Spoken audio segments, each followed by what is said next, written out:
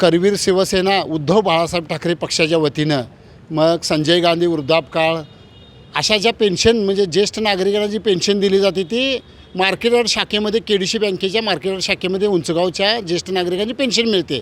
गेली 4 वर्ष आम्ही बँकेच्या सहकार्यातून शिवसेनेच्या वतीनं आम्ही उंचगावमध्ये ज्येष्ठ नागरिक म्हणजे ज्या लोकांना चालता येत नाही वयोवृद्ध अगदी 70, 75, 80 म्हणजे अगदी घसटत त्या पेन्शनच्या ठिकाणी जाणारे लोकांना थेट बस सेवा म्हणजे ज्या बँकेमध्ये जाण्यासाठी उंचगावमधून थेट बस सेवा नाही, तिथं एखादी रिक्षा करून जायचं म्हटलं तर एका पेन्शनच्या वेळी 300 ते 400 रुपये खर्च होतात।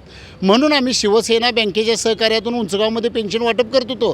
गेली 3 ते 4 वर्ष आम्ही असे पेन्शन वाटप करत होतो। आज बँकेमध्ये पुस्तके घेऊन गेल्यानंतर बँकेत सांगितलं जातं की कर्मचारी अपुरे आहेत। मग असं का? कारण आता सत्ता बदलली म्हणून असं काय चाललं आहे काय? तर बँकेला आम्ही जाब विचारण्यासाठी आणि निवेदन देण्यासाठी शिवसेनेच्या वतीनं आम्ही हेड शाखेमध्ये आलेलो आहे।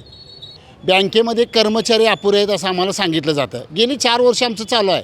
आम्ही पुस्तक गोळा करणे, पुस्तक भरण्यासाठी बँकेत देणे, परत भरून झाले की आणणे, एक तारीख लिहिणे आणि मग गावातील लोक एकाच ठिकाणी बोलवून आम्ही असं 400 ते 500 लोकांना 2 दिवसामध्ये पेन्शन वाटप करतो।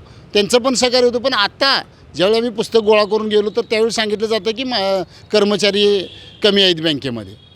जे 4 वर्षापासून चालू आहे त्याच पद्धतीनं आताही बँकेच्या वतीनं आणि शिवसेनेच्या पुढाकारानं उंचगावमध्ये ज्येष्ठ नागरिकांना खरोखरच त्या नागरिकांना गरज आहे, त्यांना ATM पण चालत नाही, म्हणजे त्या लोकांना अशी परिस्थिती आहे की म्हणजे आपण जरी तिथं मोठ्यानं हाक मारले तर त्यांना आपलं नावसुद्धा लक्षात नसते, अशी लोकं असतात तिथं। त्यामुळं बँकेनं ही व्यवस्था जी पूर्वी चालू होती ती आता व्यवस्था चालू ठेवावी ही मागणी घेऊन आम्ही हेड शाखेमध्ये आलेलो आहे।